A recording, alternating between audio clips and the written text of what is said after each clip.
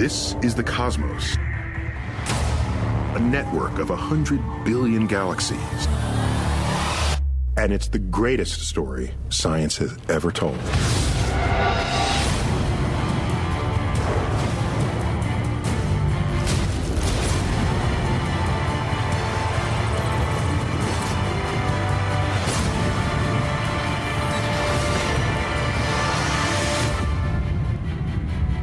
Life on Earth is one of the unsolved mysteries of science. Come with me. Our journey is just beginning.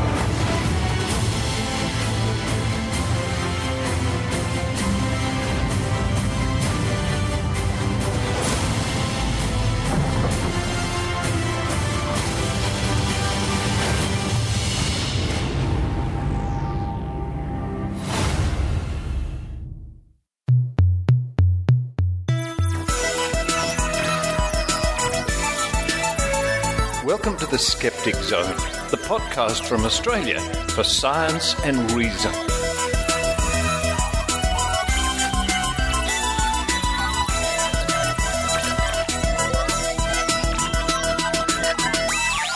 Welcome to the Skeptic Zone, episode number 279 for the 23rd of February 2013. Richard Saunders here with you from Sydney, Australia. And yes, that clip before the theme music might have given you a hint, a clue, an inkling, an insight into what's coming up on this week's show. We have an interview with Dr. Neil deGrasse Tyson and Anne Druyan all about the new Cosmos TV series. I was very fortunate to meet Anne and Neil, as they insisted I call them, in Sydney in the last few days, brought here by the wonderful people at the National Geographic Channel. And a big shout out to the National Geographic Channel, especially Cassie Crofts at Nat Geo, who was so helpful in providing me information and other things and getting this interview together. Now, for those people in Australia, the big news is Cosmos starts showing on the National Geographic Channel Sunday the 16th of March at 7:30 p.m. And for our listeners elsewhere in the world, especially in the US, to read from the press release, Fox Networks Group announces the first ever simultaneous cross-network global premiere event for Cosmos, a Space-Time Odyssey, on Sunday, March 9th. Now, this will premiere across 10 US networks, including Fox, National Geographic Channel, FX, FXX, FXM, Fox Sports 1, Fox Sports 2, Nat Geo Wild, Nat Geo Mundo, and Fox Live. Multi-network simulcast sponsored by Samsung Galaxy and the Chrysler brand. Well, thank you to those people. So that's the date to remember for the people in the US and some other countries. Check your local guides, as they say. March 9th is the date. In Australia, it's March 16th. Now, if you want to win a Cosmos pack, including an autographed copy of the Cosmos book, autographed by Neil deGrasse Tyson and Anne Druyan, download next week's episode of the Skeptic Zone for details of a new competition. First prize, of course, that wonderful Cosmos prize pack, courtesy of the National Geographic Channel. After the Cosmos interviews, it's A Week in Science from the Royal Institution of Australia, www.riaus.org.au. And then to round off the show, it's Dr. Rachie Reports. Now, a couple of weeks ago on the show, we had the story of Dr. Ken Harvey and why he resigned his position at La Trobe University over the deal with the Swisse vitamin company. Dr. Rachie interviews Ken and finds out more about his decision and more about the whole controversy, and it's really turned into quite a story. That's Dr. Rachie Reports to round off this week's episode. Now, before we get stuck into the show, a quick couple of notes. In 2012 and 2013, it was my great pleasure to attend the QED, Question, Explore, Discover convention in Manchester, in the UK. That's coming up again. That will be held at the Palace Hotel in Manchester on the 12th and 13th of April, 2014. Tickets are going fast. This is a convention not to be missed. It's simply one of the best ones I've ever attended around the world, and I've certainly seen my share. Best thing to do is quickly head to qedcon.org. If you're going to be in the UK around April, it's worth a side trip. In fact, it's worth a trip from the other side of the planet. Wow, and what a lineup they have for this year, including Paul Zenon. He's a really fabulous entertainer and magician and a good skeptic too. Dr. Richard Wiseman, who was on the show last week, always entertaining. We have people, one of my favourite people in the world, in fact, Susan Gerbeck from Guerrilla Skepticism will be there. Robert Llewellyn from Red Dwarf, he's going to be making an appearance. Mark Edward, Sanal Edamadaku, the list goes on. Don't miss it. QED this April in Manchester. And one last plug before we get into the show. Don't forget you can get your weekly fix of our reporter Maynard. You don't have to hear him on the zone. He's not on every week. What a pity. Head to maynard.com.au for crazy interviews, music and more. And now it's time to run downstairs and have a nice cup of hot chocolate this week while we all enjoy the Skeptic Zone.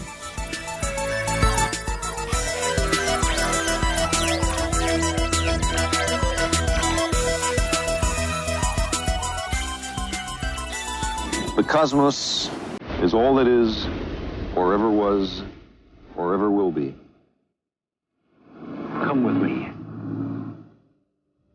A generation ago, the astronomer Carl Sagan stood here and launched hundreds of millions of us on a great adventure. The exploration of the universe, revealed by science. It's time to get going again. We're about to begin a journey that will take us from the infinitesimal to the infinite, from the dawn of time to the distant future. We'll explore galaxies and suns and worlds, surf the gravity waves of space-time, encounter beings that live in fire and ice, explore the planets of stars that never die, discover atoms as massive as suns and universes smaller than atoms. Cosmos is also a story about us. It's the saga of how wandering bands of hunters and gatherers found their way to the stars. One adventure with many heroes.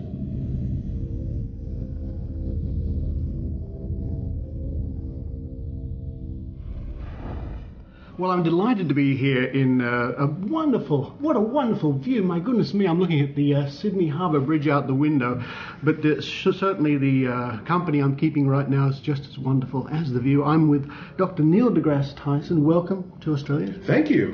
Only my second time here, and the first time where I'm spending any meaningful time, so it's great. Everybody's been friendly. The view is gorgeous.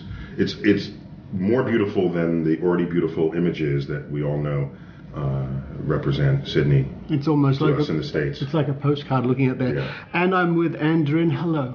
Hello, how are you? I'm beside myself, I must admit. And sitting next to me right here is a 15-year-old boy. Yes. Who stayed up late in country Australia, the countryside, little country town, to watch a show called Cosmos in 1981 and couldn't believe how great it was as a 15-year-old. Well, I'm completely gratified and very proud on behalf of Carl and myself that it has such a place in your heart. It certainly does, and I would not be here and I would not be in the position I am in life if it wasn't for that show. There's no two ways about it. You know, there's lots of influences on one's life over the years, but that certainly is one of the major ones for me. But this is something you must have heard by now. Well, I've thought for decades of doing an actual census, of sending out the word perhaps through one of the scientific organizations and saying, please let us know if you read science, teach science, do science, are connected in any way to the scientific enterprise as a result of Cosmos or something else that Carl Sagan did. And I think that would be an astronomical number. I suspect you're right, because the original series, and we'll get to the new series in a moment, the original series was viewed by a staggering amount of people, wasn't it? Yes, I think we stopped counting once we could make the case for 750 million with a B, as in billions and billions, people worldwide, and I think that number must have been overtaken because Cosmos still lives in so many different formats. And and the audience now for the original series is very young. By the way, just to amend what Anne said, one could take a poll and find out who brought science or any part of its enterprise into their professional identity, either others teachers or researchers or lab technicians, this sort of thing. But there's another sort of hidden dimension to this, and that is the power of something such as Cosmos to affect people even if they're not scientists or have no such ambition, because it can change your outlook on how you conduct your life. Suppose you now become a politician, but you saw Cosmos. You will think differently when the vote comes up about how you allocate money. Is it to the war machine? Is it to science research? Is it to humanitarian causes? And so I'd like to think of the influences of Cosmos. Not only can it transform whether you become a scientist or not, but can it transform our culture in such a way that science can be embraced by everyone, whether or not you made it your career. Absolutely. It works on so many levels when you look at it at that respect. What dragged me in, if that's the right term, what captivated me from the very first episode was Carl Sagan sitting in his spaceship of the imagination. Here we go. And suddenly I thought, stars die. Yeah. And stars are Even born, and this happens. And right. Then came, and you may correct me here, of course, in the original series, in the first episode, I think Carl Sagan visited a recreation of the Library of Alexandria. Absolutely correct. Which was fascinating, and he lamented the fact that this was lost to history. Now, in the new series, we have Dr. Neil deGrasse Tyson in the Spaceship of the Imagination, somewhat more modernized, I must say. It's very sexy and very sleek. I have to say it's badass. I don't know. It is. Actually designed by Ryan Church, who's famous for designing the spacecraft for J.J. Abrams and various other blockbuster movies, one of the many cinematic talents attracted to the new Cosmos series out of love and admiration for the original. Yeah. And by the way, it's badass, but it doesn't get in the way. It's a remarkable combination of, it is sheer beauty to behold it, but when we're telling the story, you're not thinking about the ship. Yeah. The ship is just kind of a framing for how we're getting to where we're going. And you could imagine a ship that was all about the ship, and then that would be a distraction. So it's a very clever response to Anne's description of what this ship needed to be in the script. And so I'm happy to say that, yes, it's a bit of futuristic technology, but it's not really about that. Well, it's not only a way for you to have a look at these things, but we're having a look at these things because you're having a look at these things. And the only way we can realistically have a look at these things if we pretend we're in a spaceship having a look at these things. And I must say I got a laugh when you're plowing through the solar system and you nearly whack into Voyager. That was quite funny. And it was a beautiful thing because then we saw the disc. Right. The very famous disc with the music and the imagery on it. There are many moments in episode 1 that prefigure events and experiences that will come much later. And so that's exciting. It's not just establishing our coordinates in space and time. The address, yes. The address, our cosmic address. Yes, yeah. But and the cosmic calendar. But also it's a way of beginning a kind of a series of adventures that some of which we'll return to in later episodes. My favorite bit of the coming upon Voyager was you get close enough to it to see, yes, not only that there's the record there and you hear some of the sounds, but it's a little tattered. Yes. It's a little, yes. I was going to say weather beaten, but of course That there's no was the weather in point. space. Yeah. There are micrometeoroids that will sort of nick and ding your otherwise freshly launched shiny surface. Yeah. And so you got the sense that this has been traveling a while. Neil, that's exactly what we had in mind. And the idea was that, because of the record and because of the fact that it was my honor to be the creative director of the Interstellar Message, I many nights of the year, I lie awake imagining where both Voyagers really are, and what it would be like to ride alongside them, and really feel, what they cannot feel, but if they were human, what it would be like. And I've imagined this countless times in the last 35 years, knowing these are the most distant objects ever touched by humans. Yes, yes. And not only that, but that they have a future shelf life of 1,000 million years. And that shelf life has been determined by the genius engineers and designers and mathematicians who designed the trajectories of the mission. They were saying that their spacecraft would last for perhaps 10 or 15 years. And here, 35 years later, it's still teaching us things. So who knows if 1,000 million years even covers the whole future of Voyager. And we're still getting communications from both of them. And weak though they be. I mean, we call across 18, 19 light hours to Voyager.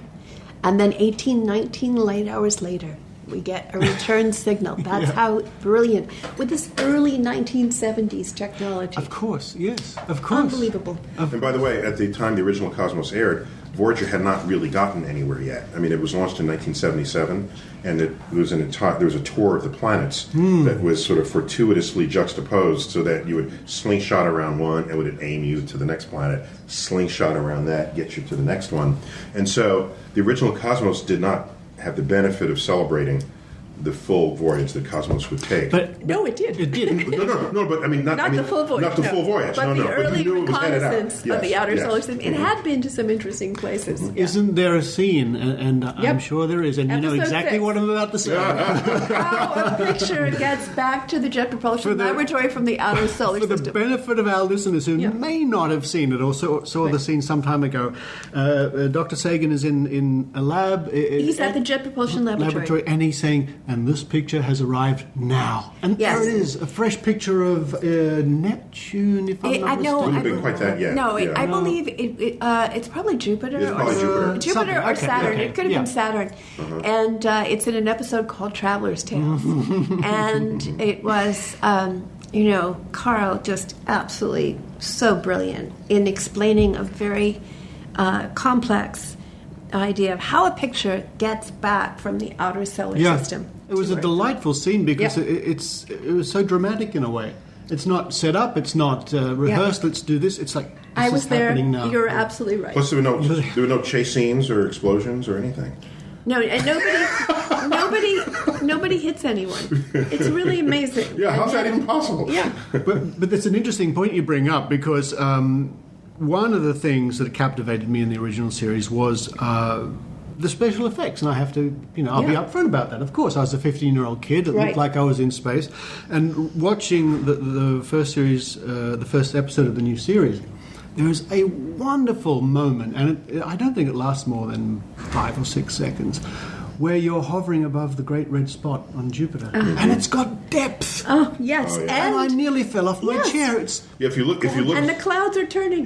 So if you look carefully, everything there is in motion. Yeah. So they're like turbulent eddies. What we learn from our close approaches to the outer planets is that yes, the great red spot is a coherent turning system, but on the boundary between the red spot and the outer areas, there are these like turbulent little eddies that represent many little circulation systems, and in that view, if you watch it carefully, you will see them turn. And let me say that for the first 7 or 8 versions of that shot, they didn't turn. Really? And Rainer Gambos, who's our VFX supervisor and who's done an absolutely brilliant job, he'd show it to me and say, they're not turning.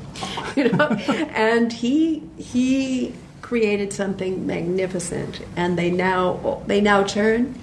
Because, if you're looking at a world and it's not turning, or you're looking at a cloud system or a storm system, it's not moving, your ability to suspend disbelief fractures.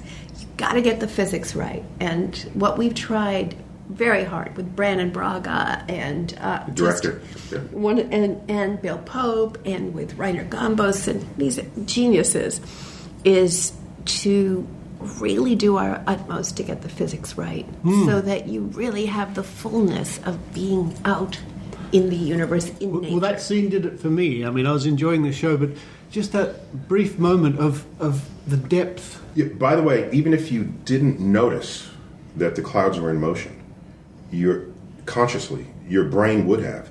And because if they're not moving, you know intuitively, just by life experience, that it must be just a static photo in the backdrop, and we're just trying to juxtapose it and fool you. It's the tiniest little movement. Your brain recognizes that it's not just a faked photo juxtaposition, that it's real. And you were really there, I'm sure. And you were really there. And you were really there.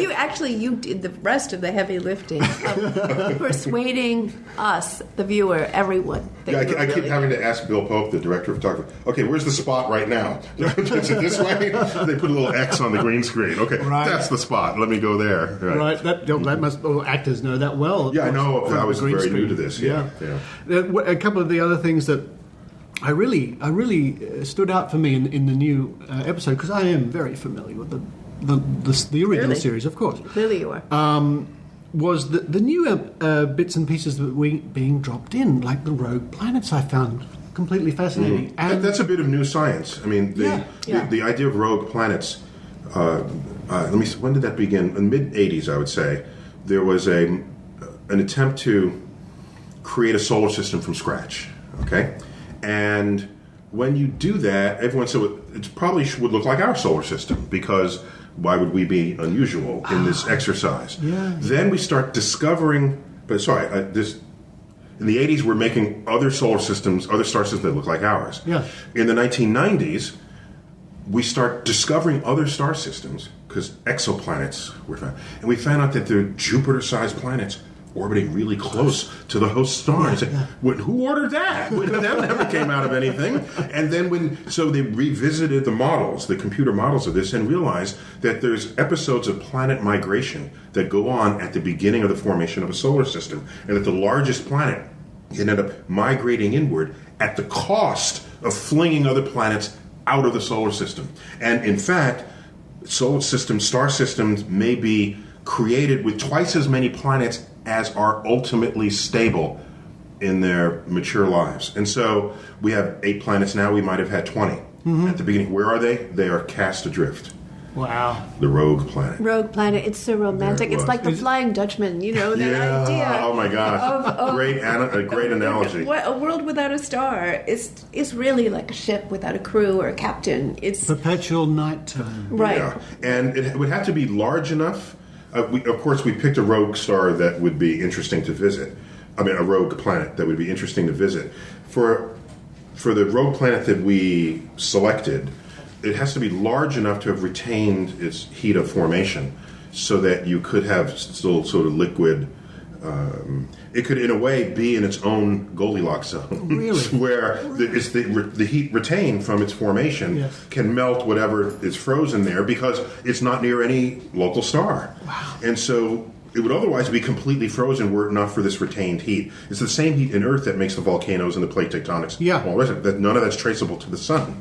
So imagine an Earth cast adrift, which Jupiter could do at the snap of a finger. If Jupiter started moving inward in the solar system, Earth would still have all this heat. Earth would have volcanoes and plate tectonics and all the rest of this. And so we chose a large enough planet so that you can then have this interesting things to talk about. There'd be smaller ones that would just be completely frozen over and be less interesting than the one we picked. If Mars was cast adrift, Mars is dead. Would happen. Mars is dead. Yes. Yeah. Yes, exactly. And the idea, the rogue planet was a twofer for us, because it was also an ability to introduce the idea of seeing in different kinds of light. And that's another theme. That was good. I enjoyed that very much. Of Cosmos, of these episodes. Yeah. And I might say with great pride, I do believe that in the original series, Steve Soder, Carl Sagan, and I wrote that this is before the very first exoplanet had ever been discovered, that the planets likely outnumber the stars. And that was going out on a limb, and a lot of people said, oh, Carl Sagan, he's so speculative. But That and global warming was another theme in the 1980 in the original series, produced mostly in 1979, that I think has held up so well. My favorite line I've heard Carl utter is that air molecules don't carry passports.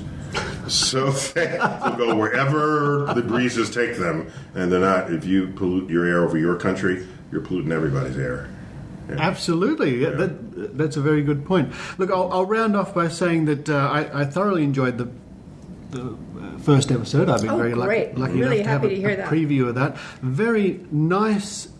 Not exactly a tribute to Carl Sagan. I don't want to go that far in the first episode, but an acknowledgement, an important acknowledgement to Carl Sagan in the first episode, which I thought was very well done, because it could have gone too far. Right. And then that wasn't the point. But it's there and it's powerful. I think the goal was twofold. It was, in case you never knew who Carl Sagan was, in this very short montage, we capture that. But also, why am I hosting?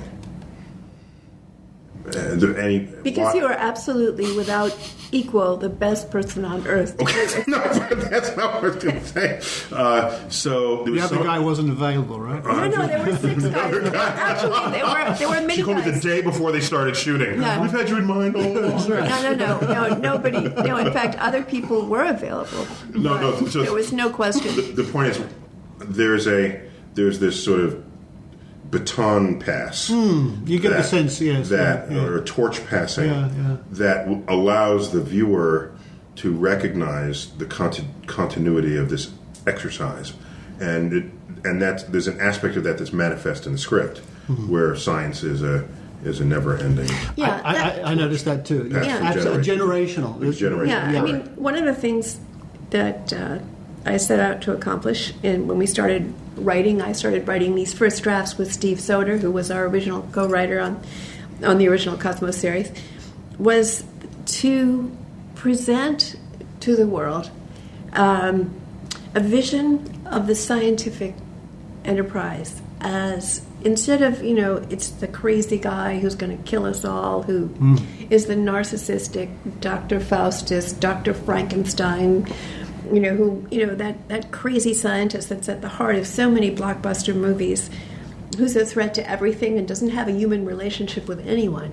What we wanted to do was to show this community of minds and the mentoring that goes on, and the fact that it's never for any one generation to see the whole picture, but it has to be, if you're let's say you're a religious person, chances are the doctrines that you are promoting have not changed very much for a couple of thousand years, despite how the world has changed. But if you're a scientist, you have to be comfortable with change, and you have to be willing to be wrong, and you have to be willing to hand that baton off to the next generation, because they are likely to see a little more clearly than you have seen. And the relationship between Carl and the very young Neil deGrasse Tyson, which wasn't, we don't want to overstate it, it wasn't like they were best pals or anything like that. Beer drinking buddies. No, it wasn't that. No, but that reaching out of the world-famous scientist to the young man who would become world-famous. That's what's so beautiful, is that... Or even famous in the same way. That was kind of weird. Yeah. I mean, interestingly, there are a lot of ways to become famous, but what I learned from Carl, from seeing Cosmos, because I was already in graduate school at the time, so Carl was not a force that got me into science. Carl, for me, was a force that demonstrated that it's possible to bring science to the public in a way where people feel like you're just in the living room with them, and it's a fireside conversation about the universe. Of course. You don't have to pontificate. There's not a lecture. It is, let's sit down and let's just talk about the universe. And to realize how successful that can be as a means of communicating told me that if I'm ever one day a communicator, that's how I'm going to do it. Because otherwise, no one wants to be lectured to. No one wants to be preached to. People want to feel like they're sort of an equal partner in the delivery of the information and the wisdom and the knowledge and the perspective. It's the sense of wonder. In the early 1980s, I was lucky enough to go on a wonderful trip with Carl Sagan through the cosmos in his spaceship of the imagination, and now, all these years later, I can get my passport ready and jump on with Neil deGrasse Tyson and continue that sense of wonder. Well, then you understand exactly how I feel. And by the way, it doesn't require a passport. Yes, that's another nice thing. No passport needed.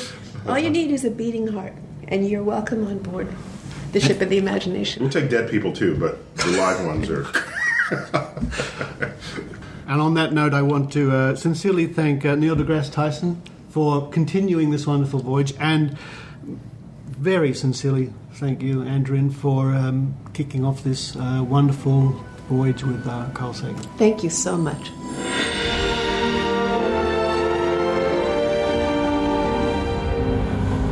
Now, come with me.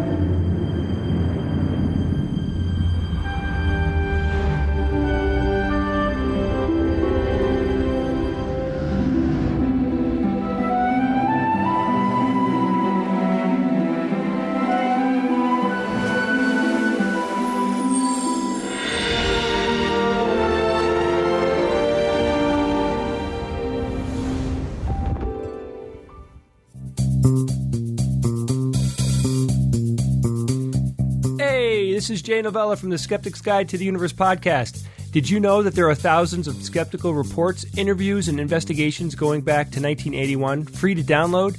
Just visit www.skeptics.com.au. Click the publications link and enjoy almost every back issue of The Skeptic, the journal from Australian skeptics.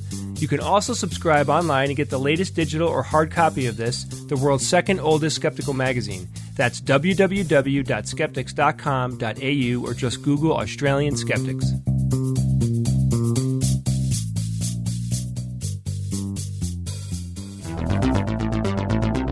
Welcome to A Week in Science from RiAus, bringing you the science you need to know. It was one small step for an animal, one giant leap for the animal kingdom. But just how did the first vertebrates walk onto land and breathe air for the first time? It's time to take a closer look at our first steps.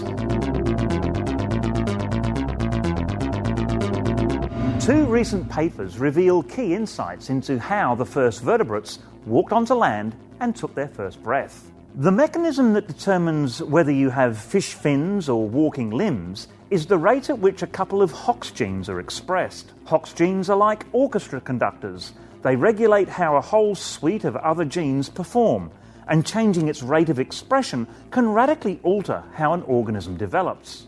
We learnt more about limb building when developmental embryologists switched the Hox genes from a fish to a mouse.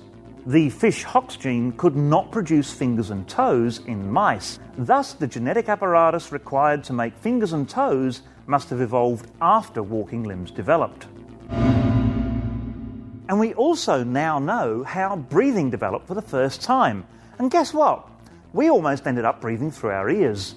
A team studied live polypterid fish from Africa. These fish have a simple lung but no windpipe. The team found that 93% of the air getting into the lung came through holes in the tops of the head called spiracles. Being surrounded by bone, these structures are usually found in fossils of advanced fish and primitive walking vertebrates, the tetrapods. So now we can track how this early breathing mechanism developed. In more advanced tetrapods like us, the spiracles ended up becoming our ears. And now, 4 fast facts about walking on land. While the standard body plan for tetrapods includes 5 fingers and toes at the ends of each limb, some of the earliest landwalkers had 8 digits. In recent years, several fossil finds have completed the picture of every conceivable intermediate stage between advanced fish and the first land-walking vertebrates. The Queensland lungfish, while not an immediate ancestor to land-walking vertebrates, provides a clear picture of how air-breathing evolved in fish before they walked onto the land. And, in case you're wondering, Queensland lungfish are supposed to taste like a very oily salmon, and they're covered in a thick, sticky mucus. I know that because I had to throw my shirt away after handling one of them.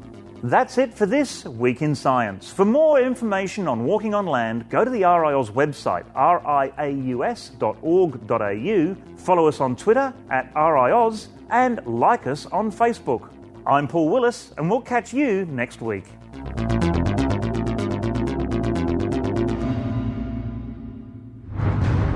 In a world where the truth is a matter of opinion, where messages are received from beyond the grave, and reason is sidelined for magical thinking, only three men stand between the truth and a postmodernist abyss. What date is it? 7th, 8th? 7th, 8th? This is impressive. Are these artist impressions? They're not. They're photographs of Chinese lanterns. It's not. It's not. We are not well researched. Yeah, because good God, we're full. We don't discuss cryptozoology on this show very often because we don't know anything about it. That's true. That is true. The price gets lower and lower and lower, and then he hits a ceiling. It's a ceiling from the room below.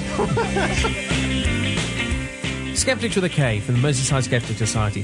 Find us on iTunes. Or, don't. Now it's time for Dr. Rachie Reports with Dr. Rachael Dunlop. Hello listeners and welcome to Dr. Rachie Reports. Well, this week I'm talking to Dr. Ken Harvey, who famously recently quit his position as an adjunct professor at a university here in Australia. This was a direct result of La Trobe University getting on board with Swisse, a vitamin and supplement company who wants the university to demonstrate that their products work. So just a little bit of background, Dr. Ken Harvey was an adjunct senior lecturer in the School of Public Health at La Trobe University, where he has worked for the last 20 years. But to most Australians, he's most well known for his regular campaigning against what he sees as the shortfalls in Australia's legislation surrounding alternative and complementary medicine. Dr. Harvey devotes a lot of his time speaking to local skeptical groups, but also to the media on these issues and trying to reveal how it is the legislation in Australia that is the big problem in terms of regulating alternative medicine. He's a frequent figure on TV, radio and in print media, discussing the health, legal, financial and regulatory dynamics peculiar to Australia's apparent obsession with unproven and untested CAM therapies.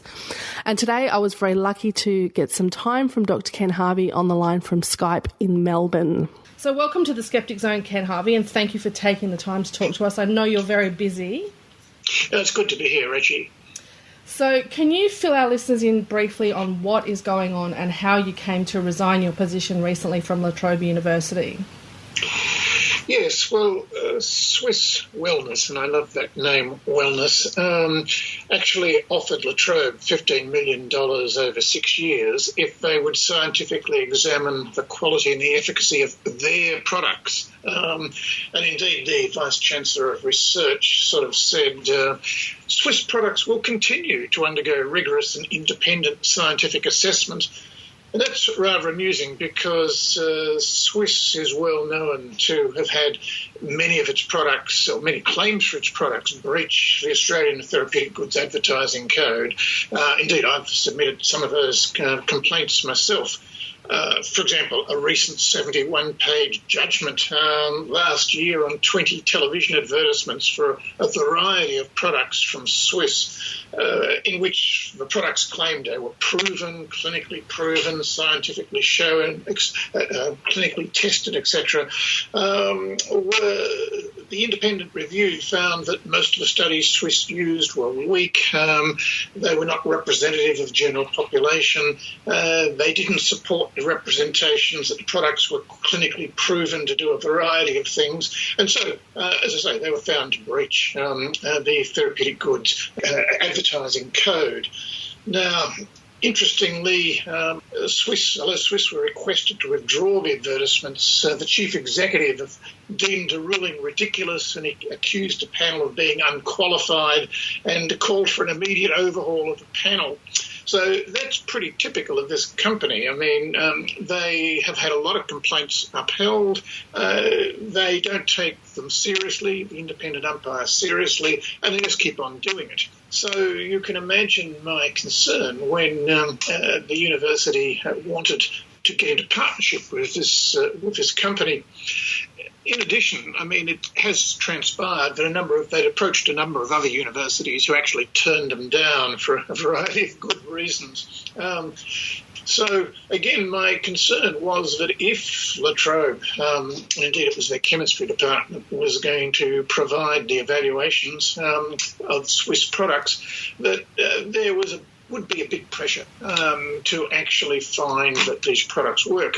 And we know that that's actually quite easy to do. For example, in one of the complaints that was upheld, another university performed a battery of 60 or more tests of mental functioning while looking at a Swisse multivitamin preparation. And they did use a placebo-controlled trial, but found, as you might imagine, that running 60 tests, they found about one or two reached statistical significance, which the company made a big deal about. So, in short, I mean, I think the company is really wanting to use research and university affiliation as a fig leaf of respectability.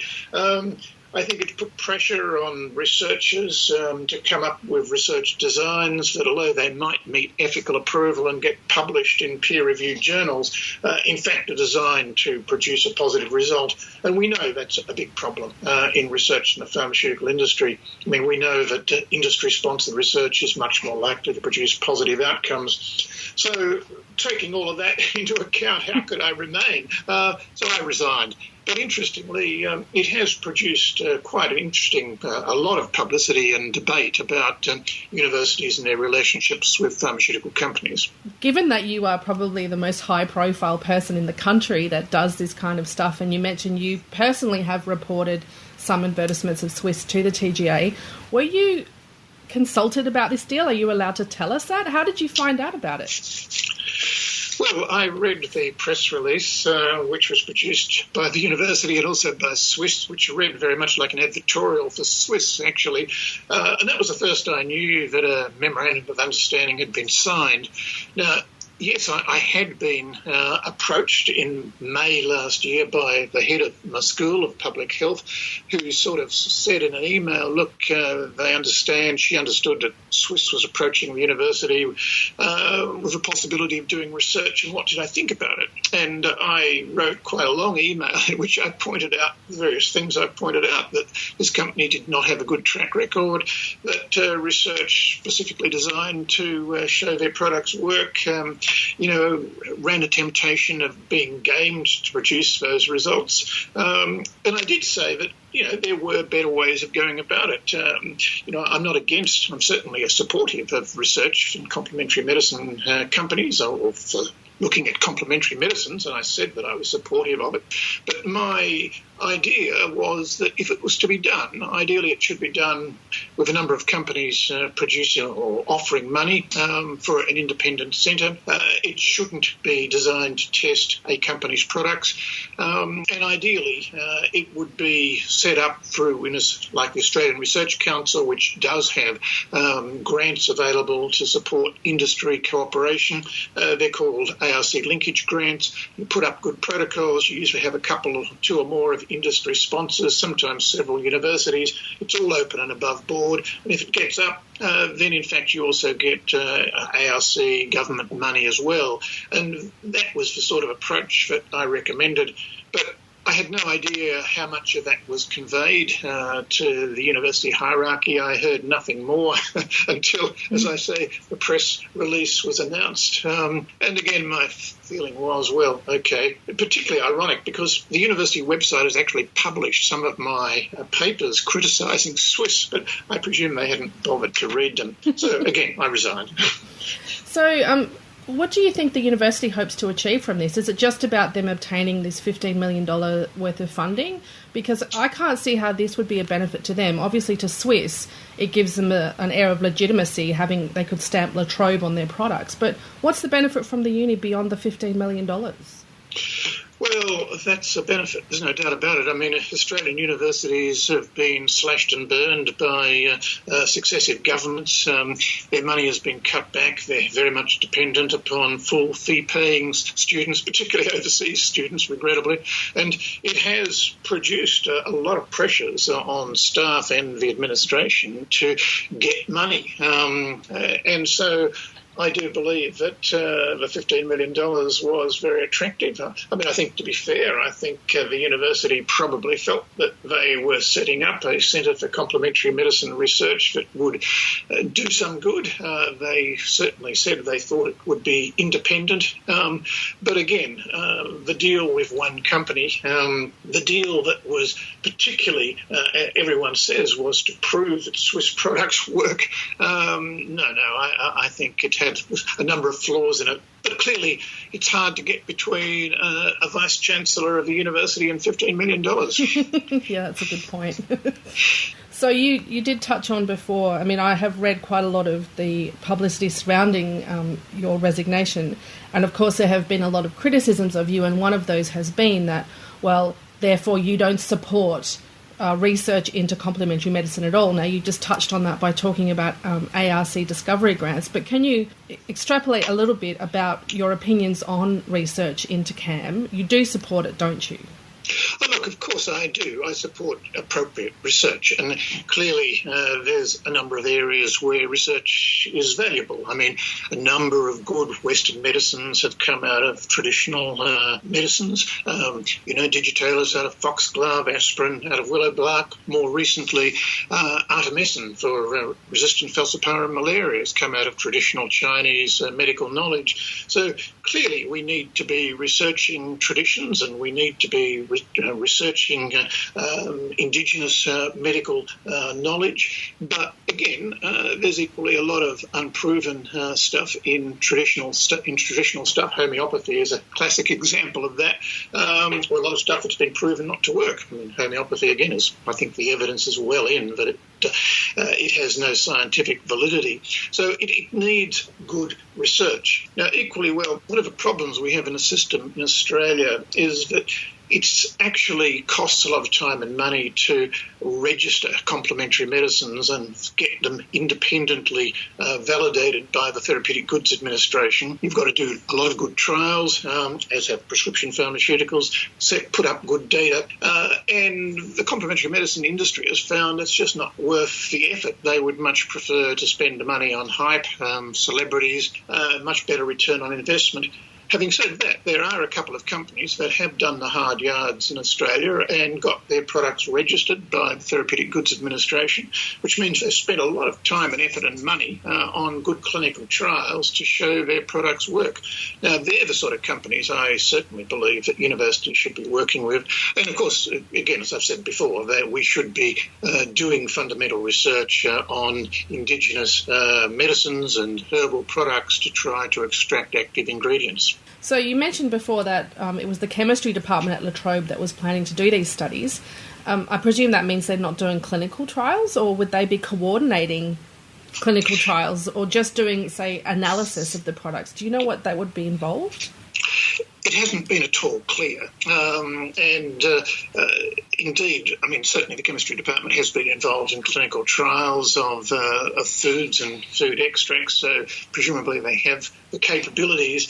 I think if they were trying to prove that Swiss products work, it would be double-blind controlled trials. And I think, as I say, the only way to do it would be to game the trial design, which has been done, as I mentioned, by other universities. So, again, it's a touch ironic. I mean, I and others have pointed out that, La Trobe really, although it's got expertise in a number of areas, really hasn't got expertise in complementary medicines and clinical trials. There are other universities like the University of Western Sydney and others that have got a much better track record.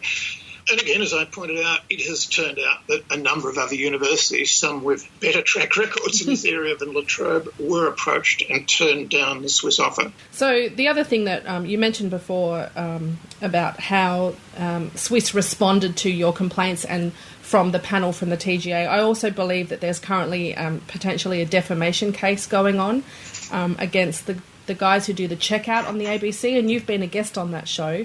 And that was in a result of criticism of their products on the checkout. Do you know much about that?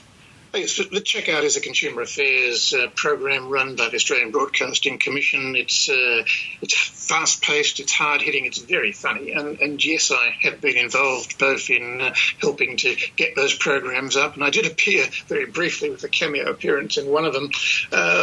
They certainly had a go, specifically at Swisse and its use of celebrities, and also Nicole Kidman was a case in point.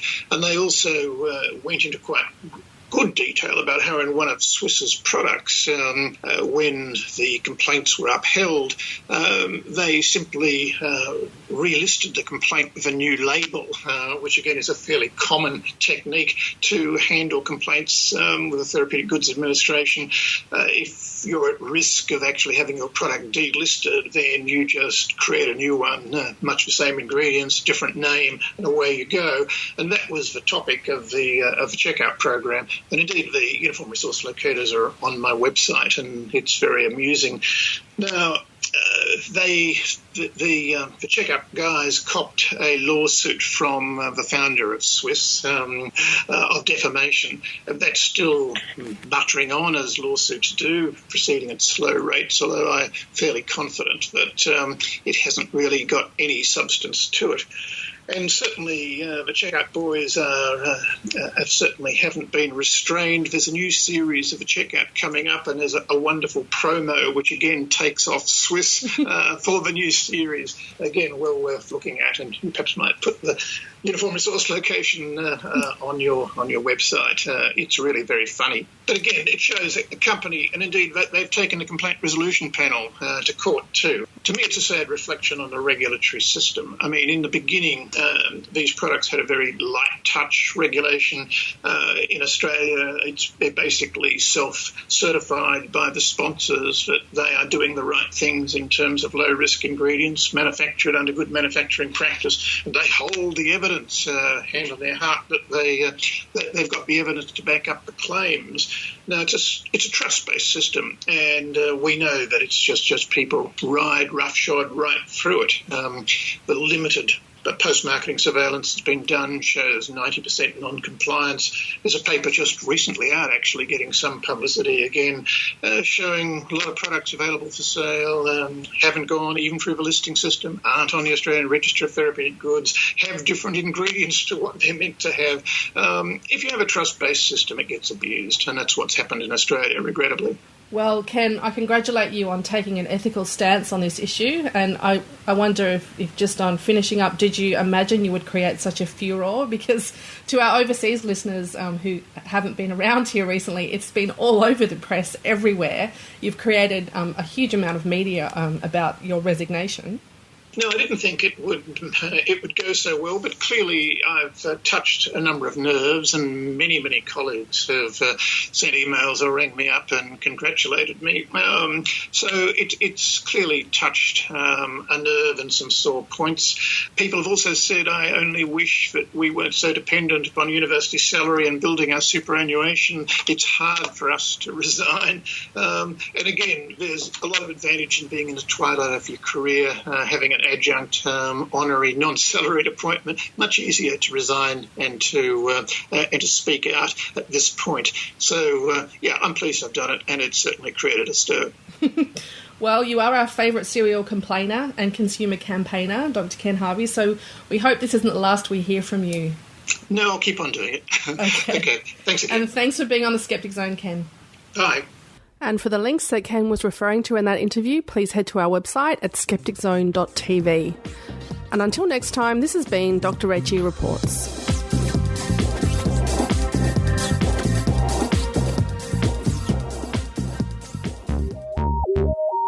Did you see that UFO sighting that made the news?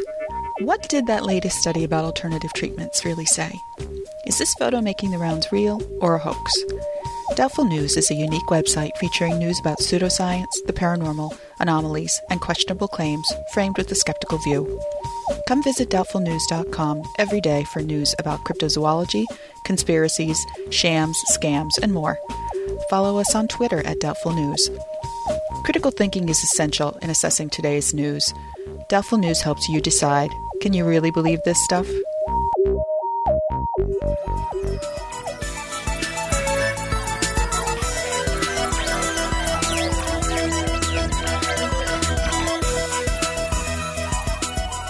Thank you for listening to the Skeptic Zone. And as mentioned on the top of the show, in next week's episode, we'll be having details of how you can win that Cosmos prize pack, courtesy of the National Geographic Channel. And a note for Sydney Siders, the next Australian Skeptics dinner meeting will be on March 29th. All about technophobia, so-called wind farm syndrome and more. For more information, visit www.skeptics.com.au. And don't forget, there's a special door prize. One person will have their dinner free. And thank you to all those people, those wonderful people who chip in less than $1 a week to help the Skeptic Zone stay online, on air, as it were. And you can chip in by visiting www.skepticzone.tv and following the PayPal links. Thank you again. But for this week, this is Richard Saunders, staring wistfully off into the cosmos, signing off from Sydney, Australia. You've been listening to the Skeptic Zone. Visit our website at www.skepticzone.tv for comments, contacts, and extra video reports.